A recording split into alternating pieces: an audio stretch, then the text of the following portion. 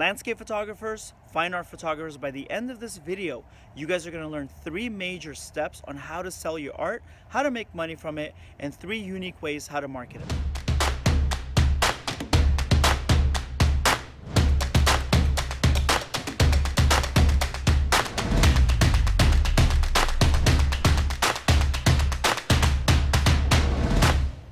Okay, so landscape photographers, fine art photographers, they kind of overlap sometimes. I'm going to give you 3 ways that you can learn this. By the end of the video, that's what you're going to have.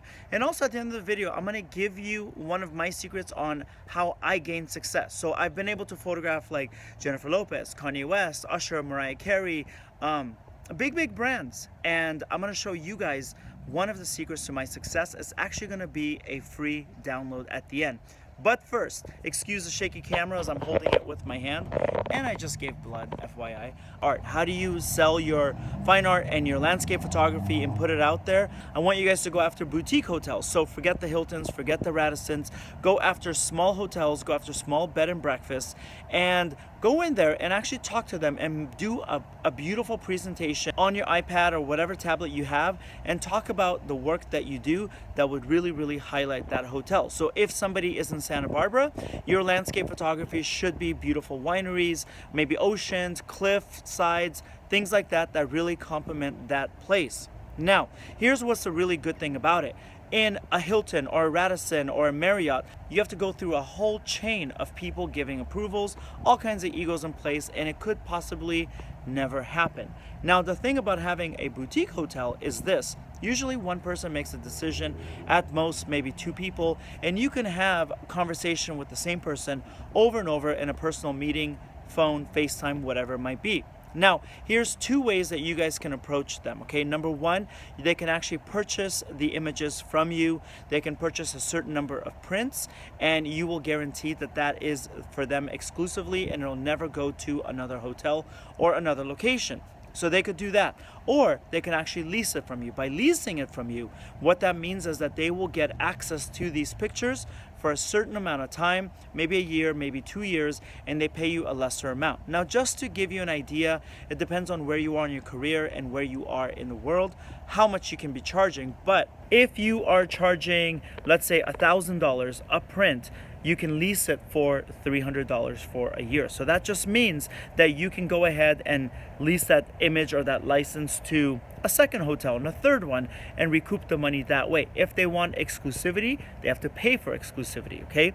The second one, what I want you guys to do is go into real estate companies and go into showcase companies, so staging companies. Now, if you are buying a home that is a first-time home, that what they don't do is they don't stage these homes. It's like, hey, you're lucky you're getting in here, get in, get out, pay the money, thank you, goodbye, okay? Now, if you are buying a middle-of-the-line home, if you are buying a high-end home, what's super cool about it is that in order for them to move a home that is $500,000, move a home that is, you know, a bigger home, $700,000, $1 million, they stage it so that when people walk in, they can actually feel what a family might feel like in there. So they'll do dinnerware and they'll do furnishings and they'll do a bed and everything. Even though the home sellers are out of there, they still make it feel very homey.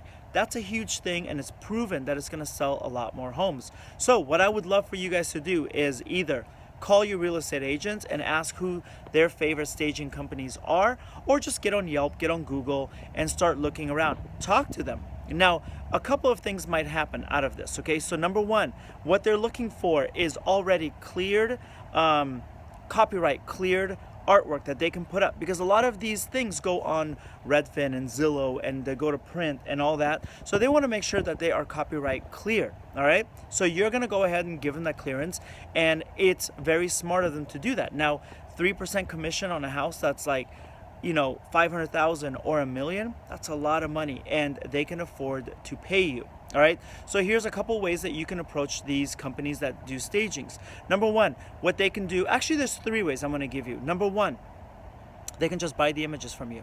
That's it. They're done. They don't need that much exclusivity just because it's not going for a major hotel or anything. It's a home on the market until it sells, okay? So they can maybe pay $300 a picture. They will always have these pictures. They can put them in home after home after home, and your picture gets multi-usage. They can also rent them from you. They probably will not rent them from you. Hi there. Hi. They probably will not rent them from you, and here's the reason why is they don't know how long a home is going to be on the market, so they just want to downright own them. But here's another idea for you guys. How about a subscription?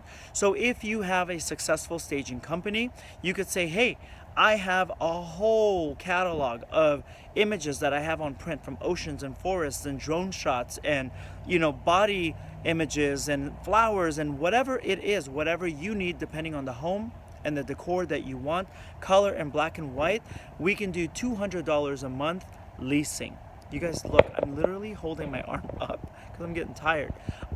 We could do $200 a month leasing. Now, what's really cool about it is $200 a month is not a lot of money, but you're guaranteed $200 a month. Now imagine going to staging companies up and down your city, the next county, the next, whatever major metropolitan area. You can make a good side hustle from this.